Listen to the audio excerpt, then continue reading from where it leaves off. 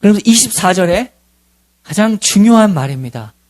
마지막 말이죠. 지금까지 에베소서 강의를 쭉 달려왔는데 이 마지막 6장 24절을 우리가 꼭 기억해야 됩니다. 마지막에 한 말, 바울의 마지막 메시지, 마지막 말, 우리 주 예수 그리스도를 변함없이 사랑하는 모든 자에게 은혜가 있을지어다. 사랑하는데 변함없이 사랑하는 모든 자라고 말하죠. 이 말이 울리는 것은 이 변함없다라는 아프라다시아라는 헬라어인데 그 도덕적 의미가 뭐냐면 부패하지 않았다는 겁니다. 변함없이라는 거는 처음에 가졌던 것이 부패하지 않고 순결한 그 상태를 유지하는 것이 변함없이 사랑한다라는 것이죠. 변함없이. 이 말이 왜 울릴까요? 신앙생활을 해보니까 참 사람이 많이 변하죠. 같은 시기에 20살 때 같은 시기에 신앙생활을 출발했습니다. 그런데 이제 40이 되었죠. 같이 대학부 때 같이 생활했는데 40이 되었습니다. 20년이 지났죠. 그리고 더 넘어서 이렇게 교회 신앙생활 하다 보면 동일한 나이대의 사람들을 만나게 됩니다. 그리고 출발이 같았던 것도 알게 되고. 근데 나이가 한 60대가 되면은 이제는 많은 세월들을 보낸 거죠. 하나님과 동행한 시간들. 이제는 그 격차가 이루 말할 수가 없습니다. 신앙생활 40년의 격차를 따라잡을 수가 없죠. 같은 나이 때 어떤 분하고 얘기하면 아직도 그때 20살 때 했던 그 얘기하고 있습니다. 그때 그 믿음이 자라지가 않고 그때 광야에서 생활했던 처음 출애굽해가지고 광야에서 헤매고 있었던 그때의 신앙생활을 동일하게 하고 있는 사람이 있고 가나안으로 들어가서 이제는 풍성한 하나님의 은혜를 나누고 하나님을 알되 깊이 알아서 자기 삶의 구석구석까지도 하나님으로 인하여 변화된 삶을 살아가는 사람이 있고 아직도 40년 지났는데 아직도 그때 똑같은 어린아이와 같은 여기서 어린아이는 순수한 게 아니라 그때 하나님을 조금 알았던 그거 가지고 40년 보낸 사람이 있다라는 거죠. 지금도 헤매고 있어요. 지금도 방황하고 있는 것을 보게 됩니다. 우리가 이런 걸 유심히 봐야 돼요. 왜냐하면 이스라엘 백성들을 보시면 우리의 구원은 우리가 출발한 것이 아니죠. 출애굽을 보세요. 우리가 출애굽할 때 홍해를 넘어간 것은 바다가 갈라진 상태에서 이스라엘 백성들이 넘어갑니다. 이스라엘 백성들 한 게 하나도 없어요.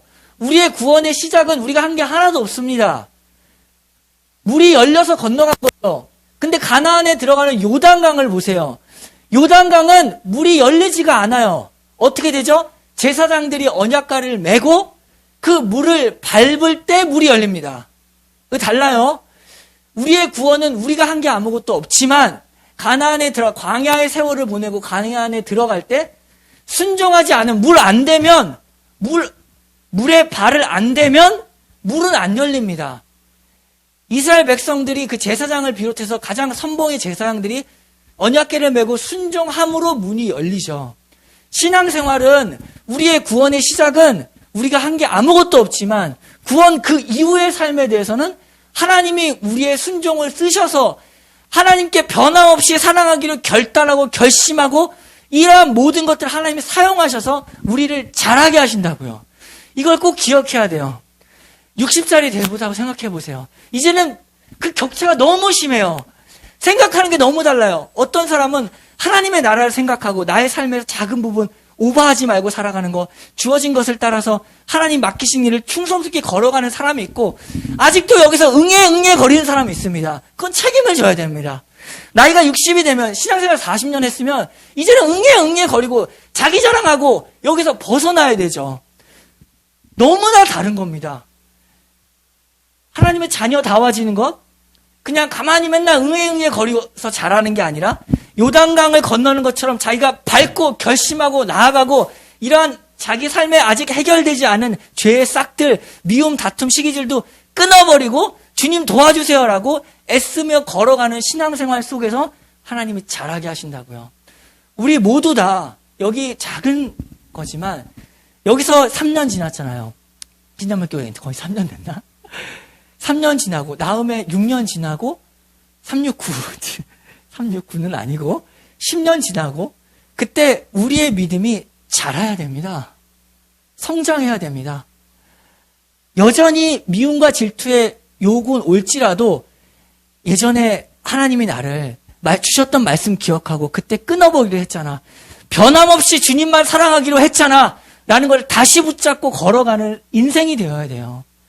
변함없이 하나님을 사랑하는 나이가 60이 되든 70이 되든 80이 되든 다 그렇다.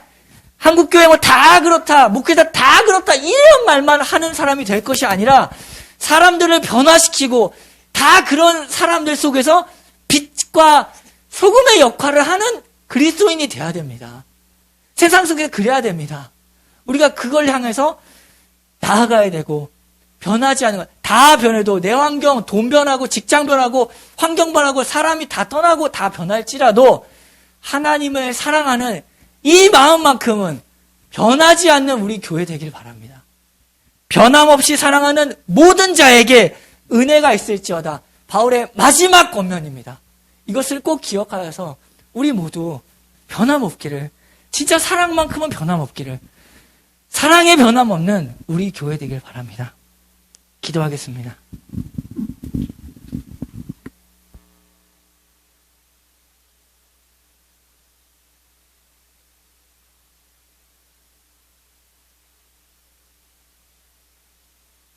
하나님 아버지, 참으로 많이 변해왔고 또 처음에 가졌던 마음들이 많이 희미해졌던 것들을 보게 하셨습니다. 아버지 주님, 우리를 살리셨고 우리를 위하여서 십자가에 달려 죽으신 이 사랑을 더욱 기억하게 하여 주시옵소서. 모든 것이 다 변할지라도 주님을 향한 이 마음, 변함없이 주님을 사랑하는 이 마음을 주님 주셔서 내 죽는 순간 그 순간까지도 하나님을 사랑하였다, 하나님을 사랑한다라고 고백하는 우리 교회 되도록 인도하여 주시옵소서. 예수님의 이름으로 기도합니다.